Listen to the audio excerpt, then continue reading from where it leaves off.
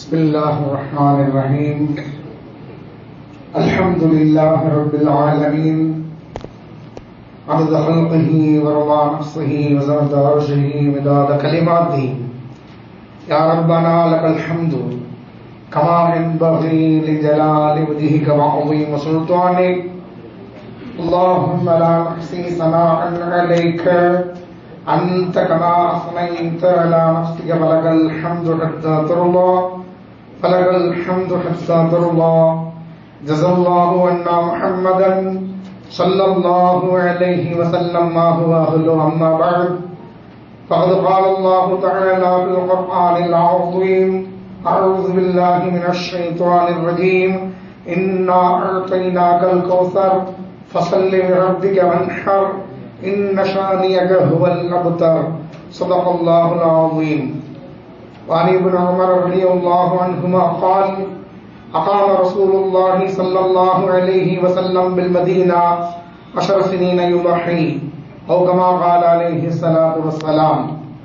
அனைத்து புகழ்களும் அகிலங்களின் தட்சகன் அல்லாஹ் ஒருவனுக்கே சொந்தம். சலாத்தும் சலாமும் நம்பெருமானார் முஹம்மது நபி ஸல்லல்லாஹு அலைஹி வஸல்லம் அவர்கள் மீதும், அவர்களின் வழிவந்த உத்தம சத்திய சஹாபாக்கள் மற்றும் நம் முன்னோர்கள், குறிப்பாக நம் எல்லோரின் மீதும், உலக முஸ்லிம் ஆண் பெண் அனைவரின் மீதும் அல்லாஹுவின் சாந்தியும் சமாதானமும் என்றென்றும் நின்றுள்ளவட்டுமாக என்று துஆ செய்த வண்ணமாக அடியேனின் சிறிய ஒரு வாழ்த்துரையை துவக்கம் செய்கின்றேன். அருமையானவர்களே, இப்பொழுது இந்த காலை வேளையில் அல்லாஹ்வுக்கு பொருத்தமான, அல்லாஹ்வுக்கு பிடித்தமான ஒரு நிகழ்ச்சியில் நாம் பங்கெடுத்துள்ளோம். அதாவது அல்லாஹ்வால் கடமையாக்கப்பட்ட அந்த கடமையை எவ்வாறு பூர்த்தி செய்வது என்பது குறித்து நாம் அறிந்து கொள்வதற்காக வேண்டி நாம் ஒன்று குழுமியுள்ளோம்.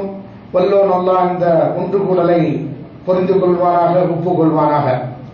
அருமையான பெருமக்களே, குர்பானி சம்பந்தமாக அதனுடைய விளக்கம் தருவதற்காக வேண்டி நமது தாவூதிய அரபிக் கல்லூரியின் முதல்வர் ஹசரத் அவர்கள் வருகை புரிந்துள்ளார்கள். அவர்கள் அதற்கான விளக்கத்தை தெளிவாகவும் சிறப்பாகவும் செம்மையாக நமக்கு தருவார்கள்.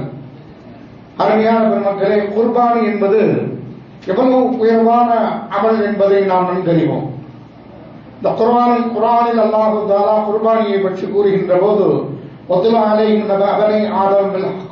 இது கர்ரபா குர்பானம் என்ற வார்த்தையின் மூலமாக அல்லாஹ் குர்ஆனில் கோடிட்டு காட்டுகின்றான். குர்ஆனிலே அல்லாஹ் குறிப்பிடக்கூடிய சுருக்க விஷயம், குர்பானி என்ற அந்த அமல் இன்று நேற்று தோன்றிய ஒரு அமல் கிடையாது, ஹஸரத் ஆதம் அலைஹிஸ்ஸலாமின் காலத்தில் தோன்றிய ஒரு அமல் என்பதாக குர்ஆனில் அல்லாஹ் பதிவு செய்கின்றான். ஆக நாம் செய்யக்கூடிய இந்த அமல் பண்டைய கால பூர்வீக கால ஒரு அமலை நாம் செய்ய தயாராகி கொண்டிருக்கின்றோம். அருமையான பெருமக்களே, குர்பானியுடைய சிறப்பை பற்றி நாம் விலாவாரியாக வேண்டி கூற வேண்டிய அவசியம் இல்லை. மிகச் சுருக்கமாக கூறுவதாக இருந்தால், இப்னு உமர் ரலியல்லாஹு அன்ஹுமா அவர்கள் அறிவிக்கின்றார்கள்: அகாம ரசூலுல்லாஹி ஸல்லல்லாஹு அலைஹி வஸல்லம் பில் மதீனா, நபி ஸல்லல்லாஹு அலைஹி வஸல்லம் அவர்கள் 10 சினீன 10 ஆண்டுகள் மதீனாவில் வாழ்ந்தார்கள். யுதஹி, அந்த 10 ஆண்டுகளும் குர்பானியை கொடுத்தார்கள். ஒரு ஆண்டு கூட குர்பானியை விட்டுவிடவில்லை என்பதாக ஹதீஸின் மூலமாக நாம் உணர்ந்து கொள்ள முடிகின்றது.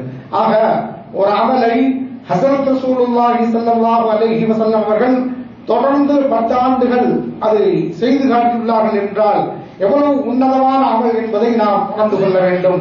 அத்தகைய உன்னதமான அமலை முறையாக செய்ய வேண்டும் என்ற நன்னோக்கத்தில் தான் இந்த கோபி சக்தி அந்தியூர் வட்டாரமும் புளியம்பட்டி மஸ்ஜிதுடைய நிர்வாகிகள் எல்லாம் இணைந்து நாம் இந்த நிகழ்ச்சியை ஏற்பாடு செய்து நடத்தி கொண்டிருக்கின்றோம்.